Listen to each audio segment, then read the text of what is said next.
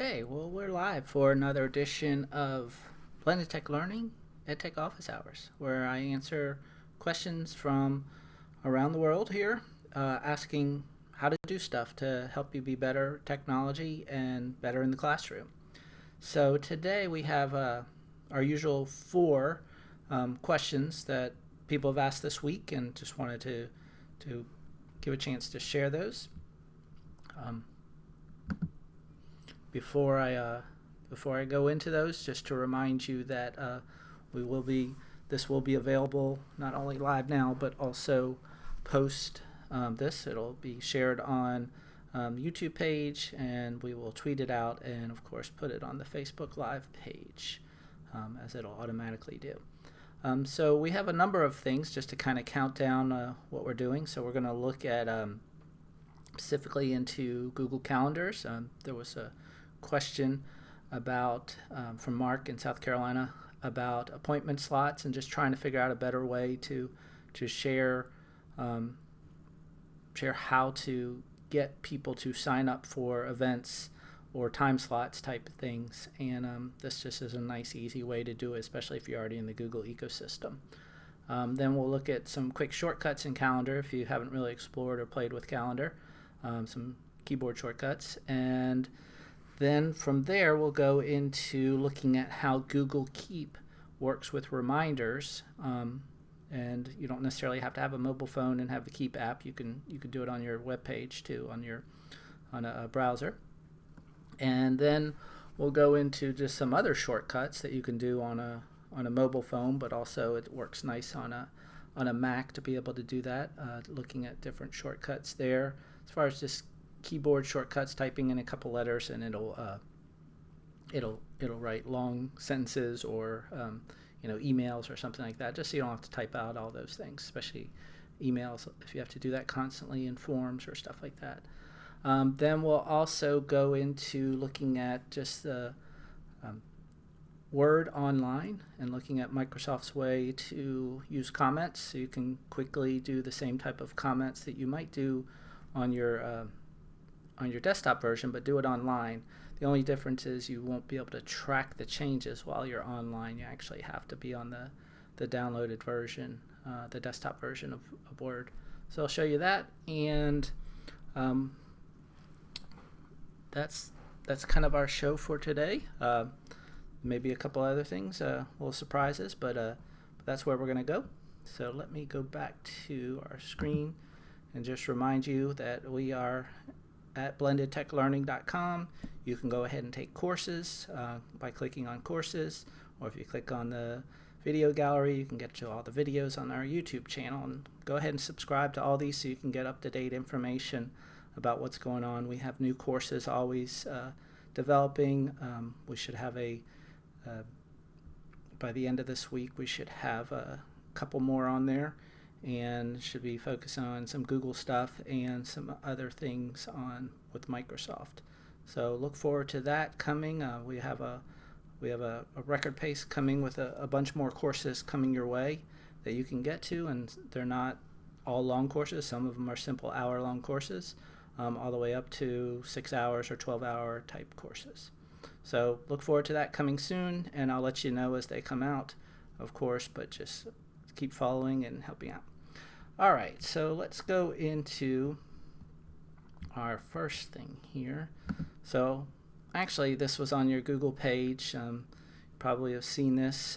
So your Google Doodles is less than a week away, and if you've never done Google Doodles, it's a pretty cool thing. So what you do is you go to the Google Doodle, and basically you create a logo, a Google logo, and it gets replaced by the typical logo, and so the artist drawing that the students make will be displayed. And so there's a rubric of how the judges judge them. There's different categories for different age groups. There's winners in each region type thing. So definitely check out the Google Doodle page. You can just look up doodles.google.com.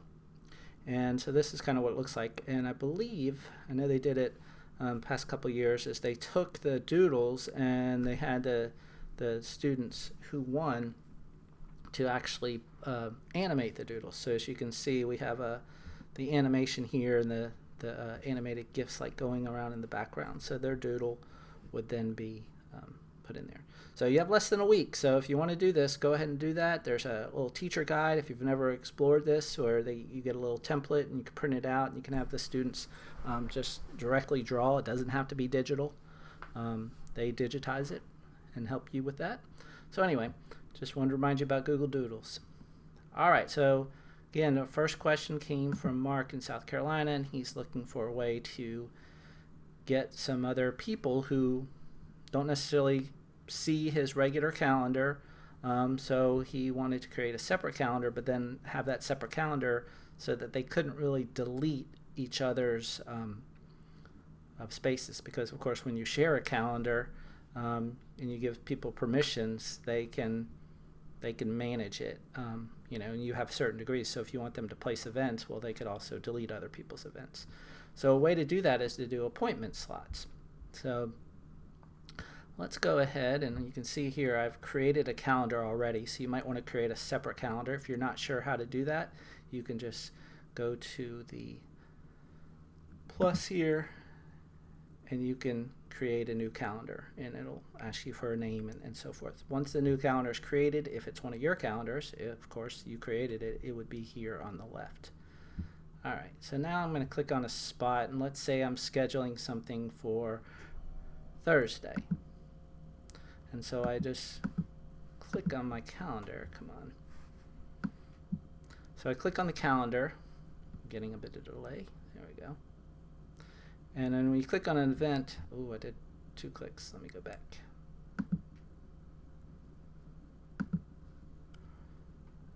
So when you first click on the calendar, let me go to my day view. It's going to be much easier. Actually, back to week. When you click once, it brings up, you want to add a title. So these are appointment slots. So the first thing for my title, I might be like reserve a slot or reserve a time. And then you have to change this to appointment slots. And so you're going to see it's going to change to this grid over here on the right. And then now you select your time.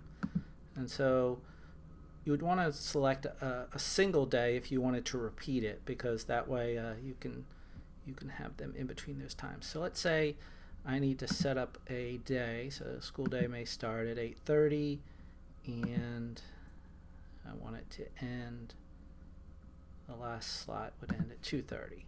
So on March 1st, I have a slot from 8:30 to 2:30, slots with duration.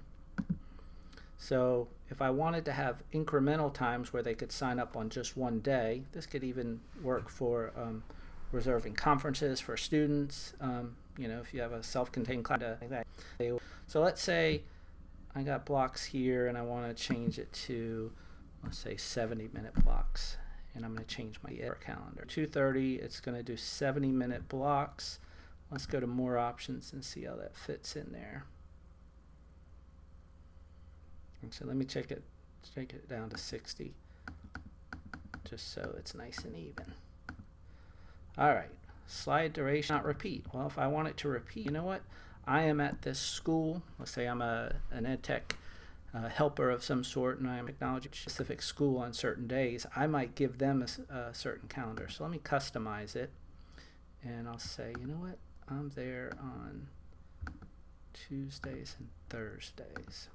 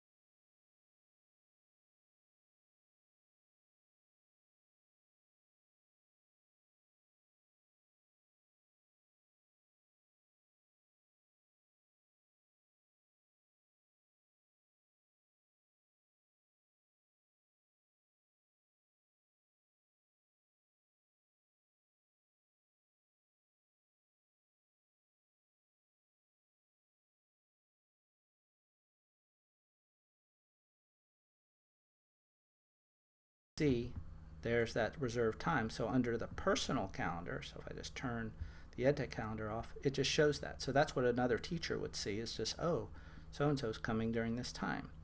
And you can name it whatever you want, but it's just showing you that. If you did it for Chromebooks or some sort of iPad card or something like that, you would know you have that particular card at that time. So it just works on lots of ways and lots of levels. So that's appointment slots. Thanks, Mark, for asking about that. Hopefully that will help you communicate this to other people. If you have different schools, you could actually have different appointment slot calendars, but of course you could lay them all on your calendar so you could see them easily.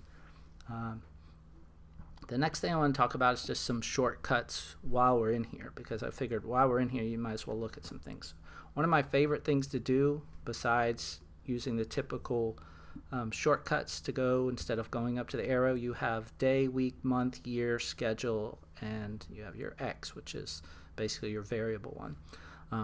I set mine for 4 days, but you can do your setup for however long you want. Some people do 2 weeks, just depends. That's in your settings for the calendar.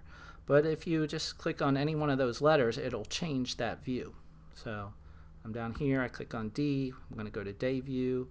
I click on A, it's going to show me my agenda view. If I click on the W, week view.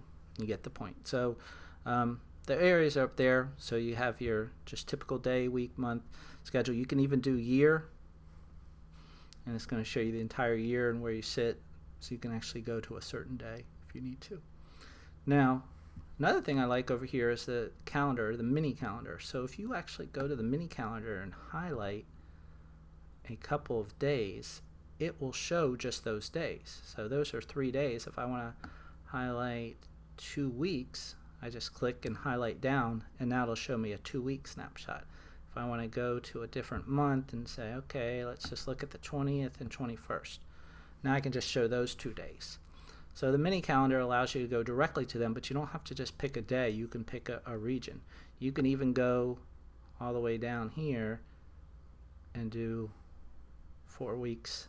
So you can see it doesn't have to be a monthly 4 weeks, but it can just show 4 weeks. And I already have it set up, see how it shows it there. So that's just nice way to quickly go to some things inside the calendar. Alright, so quick shortcuts inside calendar. The next one I want to show you is just how to use Google Keep and the reminders. So typically, and you may still have this, if you check under your calendars, you might have reminders or you might have tasks. It depends. It has not totally been pushed so that everybody has to have reminders, but those people who use an Android phone, you probably have noticed, or if you just have the calendar app on your iOS, probably noticed you have reminders.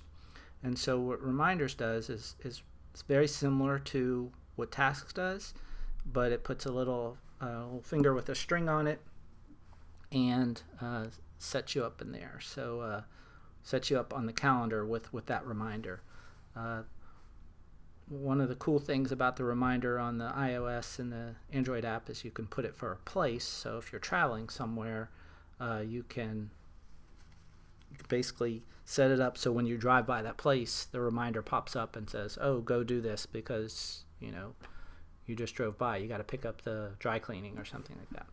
That's more on a personal level. I don't know if I'd do it at a school, just because there are certain things, unless you're in a certain part of a school building or something like that, or it registers that you're near your locker, then you can be, oh, reminder, I got to take this home. Or if you're at a certain area of school and it's a different region, maybe you play sports or something like that, or you're in the band and you're at a different place, and it might remind you to do something while you're there, like turn in a permission form or something. So it's a nice little helpful reminder, good executive functioning type stuff for those people who can't always remember those things. All right, so in tasks, it shows a task on the right side. You can see it says study at the library report. I can add my own tasks here just by clicking on the plus. Complete videos for Snape, and I'm pretending I'm Harry, of course. So if I click on the arrow, then I can put a due date, and I can pick any date I need. So let's say I click on the 6th, and there it is. So it automatically put it in there. If I have any other notes, I can go back to the list and it's going to show me. Now this shows up here under tasks. If I were to click on a task like I studied, then notice it just puts a line through it but shows that it's still there. If I were to change it to reminders, that screen goes out of the way, and now I get my reminders listed. And let's just show only the reminders so you can see.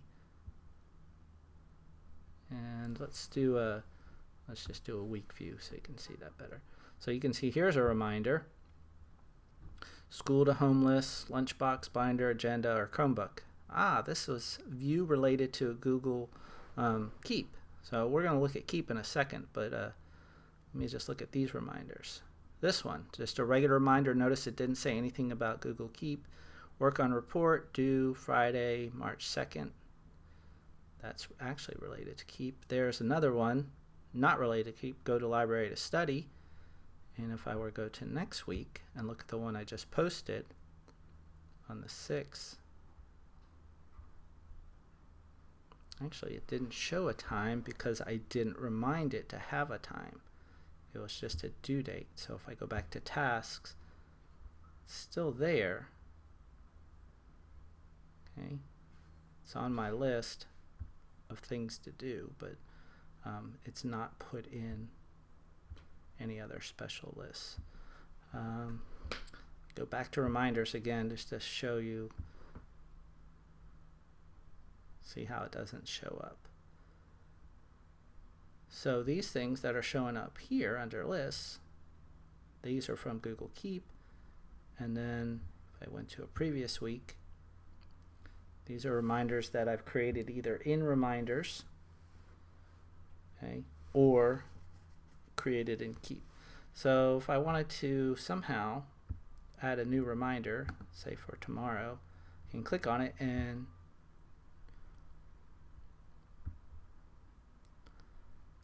try that again. Click on reminders. There we go. And then of course you name the reminder. The reminder could be something simple like return field trip permission. Okay. Set it up for maybe because you leave school at 7 or something like that, or around there. You want to set it up to remember at that time, does not repeat, and you click save. And so now it puts the reminder there. And so that's how reminders work, and that's how it's a little bit different from tasks. So when I switch back to tasks, what happens to that reminder? It's not there. Okay. So I just wanted to show you the difference. It depends on how you want to work and how you do with those. I would probably stay in reminders and not use the tasks just because it works better with your phone, and also that's where it's going to be going anyway. But some people like this display list where it shows and has them crossed out. It gives them a kind of a sense of accomplishment. But I like the reminders look view. So going back here, you can see the reminders still do cross them out. So if I did something in that day, I could cross it out. So today my reminders were to work on the report. I say I checked that off, so it's got checked, and go to the library to study. Let's say I did that. So now both of those reminders have been crossed off. They still remain here, but they're crossed off.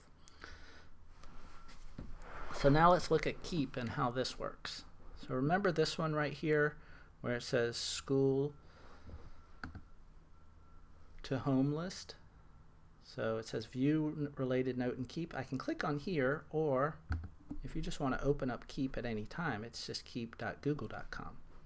And so here's that list, school to home list. There's the listing of the things that I need, and it says right there tomorrow at 3 p.m. and it's listed under one of my labels as school. So this is like a note keeping app in itself, but also just on the web here on the browser you can get to it.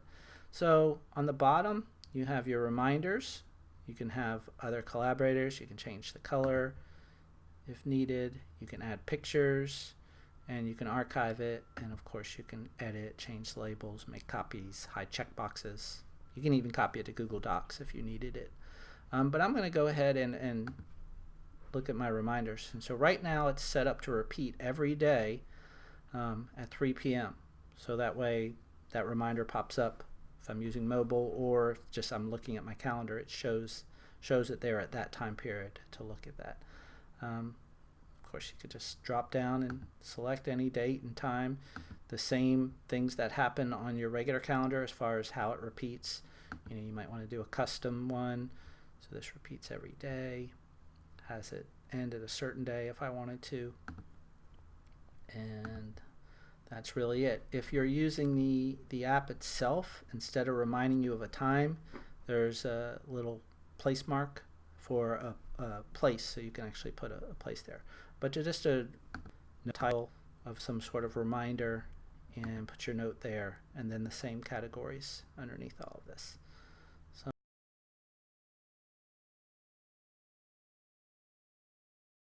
that's it. That's a little bit of Google Keep along with calendars. So it's nice to be able to have those reminders. All right, so our next part here is that before we go into any text shortcuts, I want to take you to Microsoft Word. And so this question came from Carolyn in Tennessee. And so what she was doing with her students was she was posting assignments on Team, having the students work on it. Let me refresh this. And then she was able to make comments, just like you can on most systems now, is that you have a place where students or whoever else you've sent or shared the document can either type in the document in real time with you or make comments on there. So let's see. You can see on this doc itself, it's going to replay while we're waiting for that. All right, so while we're waiting for that, just also just to remind you to please send in questions. Most of you guys who have my email, that's how a lot of times I get messages, is people are asking me how to do something, and then I'll say I'll explain it to them then, or I'll make a short video, or I'll put it on this my Office Hours Live. You can also use the hashtag AskNick, so that's AskNIC, and I'll see your questions there and be able to address them. If I don't get to them this week, then I'll usually, depending on what it is, I'll get back to you directly, or I'll put it on a different show, just because if we run out of time, or I will create a separate video and just post it so that you know, but then also people else who are interested would know. So going back to, I think we're back and loaded again. So we have this trip here, and anywhere, of course, you highlight, it's going to put that area there. And this is inside a table, so you might see this table ribbon come up. That's just a default there. But if I go to the view,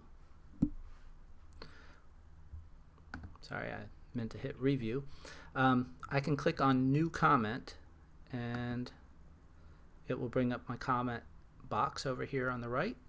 And inside the comment box, of course, you type in whatever comment you want.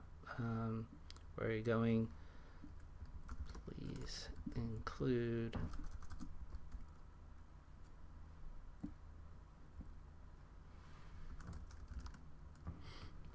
the address. Okay, so I can post that. I made another comment that says make sure you have a link to the map for each direction, each destination. So you can see that's under comments. Anytime somebody wants to see it, they can just click on the comments and it opens it up. They can reply to comments inside of here. So they click on the reply, and then it's going to be shown here just directly underneath. So teachers and students can go back and forth commenting about different parts, especially if you're highlighting different areas. So if I go down to day 4, or day 5, I could write a comment here saying, let me close this out. I could go down to the bottom. Let's say I'm on day 5, and it's going to put it directly underneath, but it's going to be associated with this area right here. So you can see just near the footer. Please delete the last day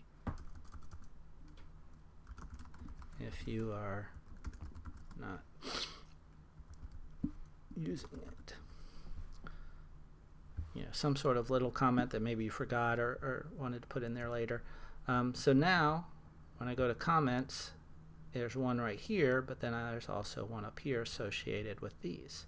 So when I click on it, it has all of the comments in there, but when I go to the actual comment, it will go to it where it is on the page, of course. Now if you're looking for track changes, and this is what I talked about earlier, I'm going to show you what happens when you click on this right here to get onto track changes, because normally you would see it kind of in this review area. So it says looking for track changes, and so it says you need to open up the full functionality of Microsoft Word. So you open up Word on your device, and that's how you would get to track changes, because it would not show up here. You can also go through your comments here. Remember, you have spelling and grammar, word counts, and you can also check for accessibility for your documents while you're on Word. Alright, so that's a quick little thing. Hopefully that'll help with you understanding the difference between the online version and the desktop version of Microsoft Word and Office 365.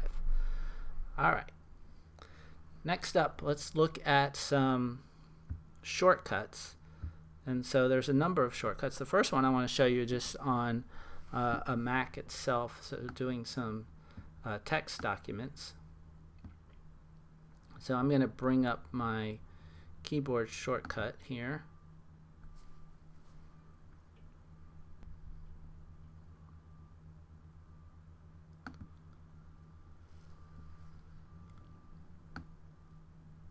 Move this out of the way. So another way to get to your keyboard shortcuts is Option F5, and that will bring up your shortcut page.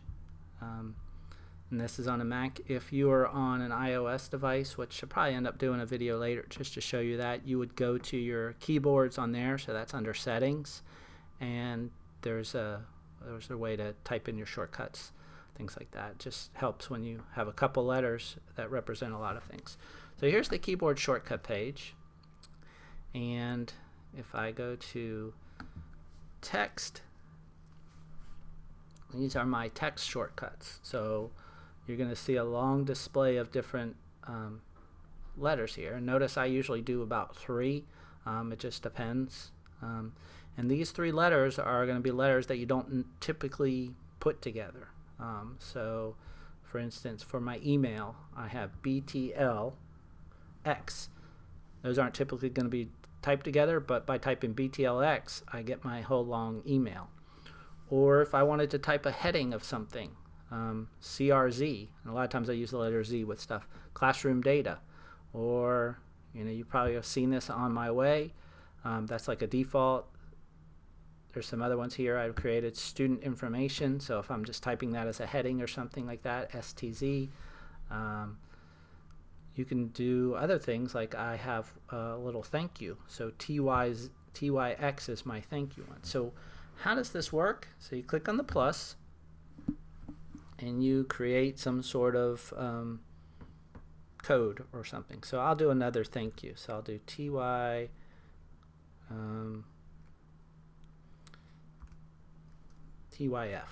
Okay, and then I add the next part, and it might say thank you for all of your help today! Exclamation point. There it is. So now that is saved. Now when you're working on a Microsoft Windows machine, this of course is going to be different. If you're working on Macs, it only works on the native apps. So we're not going to be able to go to the browser window and be able to do that. So I want to try TYF, and so something I could do is open up something like pages or notes, somewhere where it can have text in there. Of course, you could open up Safari and use that in the browser window. So if you needed to type in something for a particular address or something like that, you can put that in there.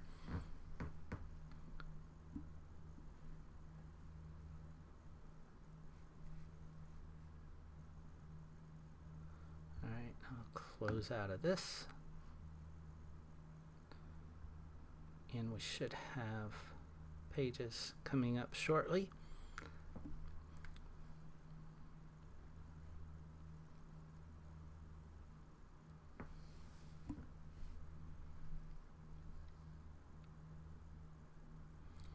Now, while waiting, there's also another way to do this. So let's say you're working on a Chromebook or you're just in Google Docs themselves. There's actually a section where you can do these type of shortcuts too, so you don't have to have those repeated words having to type it over and over, especially if you're grading or giving suggestions to a student. You can use their preferences, and I'll show you that too in a second. While we're waiting for our good friend to open up on Pages, let me go into Docs and bring that up. There we go.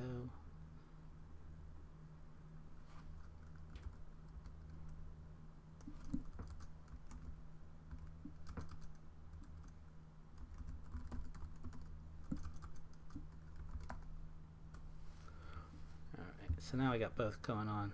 All right, so let me do I'll just bring up this visual report here. Get in there quickly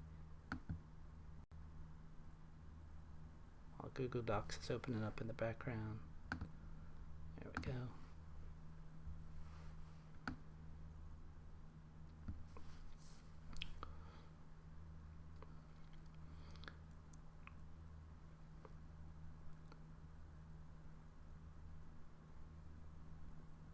All right, so it should be full screen now. So again, the reasons you would use this are just to help you with those shortcuts and coming up with some sort of coding. What happens is when you type it in, you don't necessarily have to, when you finish typing or put a space, or even before it on a MacBook or an iMac, what it'll do is it'll show you the words ahead of time, and then you're able to click on that.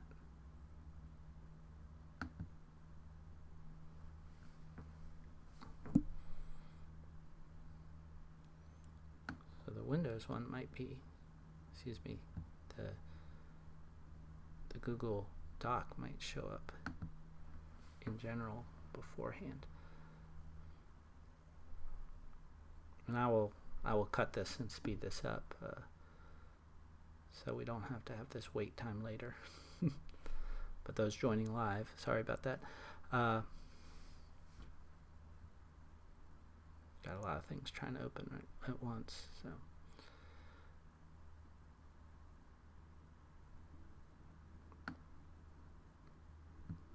Okay, cool. Now they're both in. All right. So here we go. We have certain things written. You can see I've done this before on this page. But if I were to type in that newest one I created, which was TYF, it will give me a suggestion right there. Thank you for your help today. I just click on it and now it's in there. If I wanted to do my email, remember BTLX, and now it's going to give me the suggestion. Voila, much simpler. If I'm already in somewhere else and I have something going on, so FBL is one. Whoops. And it does matter like how you type it in based on what you typed in on your shortcuts. So just depending on what you put in there, if you use capital letters versus lowercase letters, it does make a difference. But simple things you can put in there, I think I have TYX is another one. And it showed it. I think I clicked off in time. So there it is. So there's a longer sentence. So you could have whole paragraphs of things. So this same idea can be done in Google when you're on a doc. So let me bring up that doc. And it's done under your wrong one, tools. There we go. It's done under preferences and tools. And so when you click on preferences, notice it looks very similar except for it's at the top. And so now you hit replace and you can type in anything. So I could do the same thing. TYF. Thank you for. There we go. So I typed in thank you for your time today. I click OK. So now TYF is going to be replaced with TYF spacebar. So on Google you have to do spacebar. It will not capitalize. So just notice I did do capitalization, but it didn't show it up on there. But it did type out the entire part.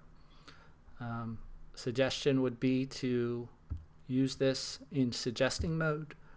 You cannot use it in the comments. So if I were to make a comment and try typing that same thing, because you're thinking, oh, they got spelling errors and I don't want to write on there.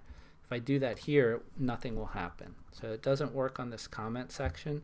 You may be better off using something like, if you're trying to use comments and rubrics and things like that, you'd be better off with something like Jozu Express, which is a nice product. I may even bring that up on one of my videos to show you some things on what I would suggest you do with that based on different grade levels in writing and how you're doing stuff.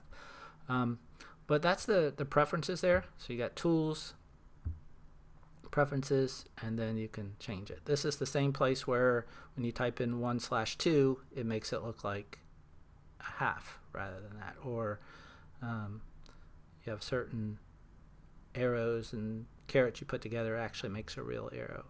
You know, there's spelling errors, you can do trademarks, all sorts of stuff. So it just allows you to do those substitutions. But under suggesting mode, of course, if you type the same thing in, it'll do it in green, and it'll put that comment over there automatically. So when I click off of suggesting mode, see how it turns it green. So that's the difference, and it puts it in the comments. So you didn't really need to put it in the comment section. You could just put it directly on there. And then the kid would have to check it off to say, okay, I've done that type of thing. All right, so let me jump on back here. So that's it for our today's version of Edtech Office Hours. We went from shortcuts to Google Calendar and Google Keep. We looked at Doodles. We looked at Word and looking